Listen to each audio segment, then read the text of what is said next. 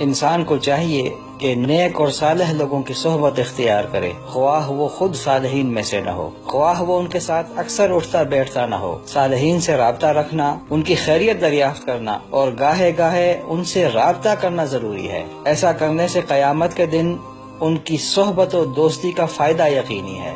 امام حسن بصری رحمۃ اللہ علیہ سے پوچھا گیا کہ اللہ تعالیٰ کے اس ارشاد کا کیا مطلب ہے جس میں فرمایا گیا فما لنا من شافعین ولا صدیق حمیم، نہ اب ہمارا کوئی سفارشی ہے نہ کوئی جگری دوست۔ یہ سورہ شعراء کی آیت نمبر 100 اور 101 ہے۔ تو امام حسن بصری رحمۃ اللہ علیہ نے کہا ایسا قیامت کے دن ہوگا جب اہل جنت جنت میں داخل ہوں گے اور اہل جہنم جہنم میں داخل کیے جائیں گے، تو اللہ تعالیٰ اہل جہنم میں سے کسی کی سفارش منظور کرنا چاہے گا تو اہل جنت میں سے کسی کے دل میں اس کا خیال ڈالے گا۔ اہل جنت آدمی اللہ تعالیٰ سے کہے گا اے رب میرا فلاں دوست کہاں ہے، وہ مجھے جنت میں کہیں نظر نہیں آیا۔ تو اسے کہا جائے گا تمہارا دوست تو جہنم میں ہے۔ تو وہ اللہ تعالیٰ سے عرض کرے گا اے رب اس کے بغیر جنتوں کی نعمتیں ادھوری سی ہیں، جنت کا کیا مزہ اگر میرا فلاں دوست میرے ساتھ جنت میں نہ ہو۔ بس اللہ تعالیٰ حکم دے گا اس کے دوست کو جہنم سے نکال کر جنت میں داخل کیا جائے۔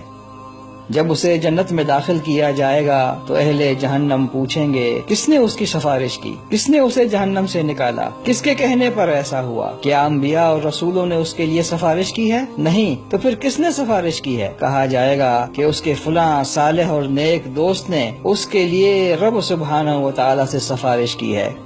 تو اہل جہنم چیخ اٹھیں گے اور کہیں گے فما لنا من شافعین ولا صدیق حمیم، نہ اب ہمارا کوئی سفارشی ہے نہ کوئی جگری دوست۔ فلو ان لنا کرۃ فنکون من المؤمنین، کاش ہمیں ایک مرتبہ پھر موقع مل جائے تو ہم بھی مومن ہوں گے۔ کاش ہم دوبارہ دنیا میں جائیں تو کم از کم چند نیک و صالح لوگوں کو اپنا دوست بنا لیں۔ علامہ ابن جوزی رحمۃ اللہ علیہ عظیم عالم گزرے ہیں، ایک عظیم بزرگ گزرے ہیں۔ 20,000 یہودی اور نصرانیوں نے ان کے ہاتھوں اسلام قبول کیا، 1 لاکھ سے زیادہ مسلمانوں نے ان کے ہاتھوں پر توبہ کی۔ آپ علیہ الرحمہ نے 2000 سے زیادہ کتابیں لکھی ہیں۔ اپنے شاگردوں سے کہا کرتے تھے جب تم جنت میں داخل ہو اور مجھے وہاں نہ پاؤ تو رب سبحانہ و تعالی سے میرے بارے میں دریافت کرنا اور کہنا تیرا فلاں بندہ ہمیں تیری یاد دلاتا تھا۔ پھر آپ اس قدر روتے کہ آپ پر غشی طاری ہو جاتی تھی۔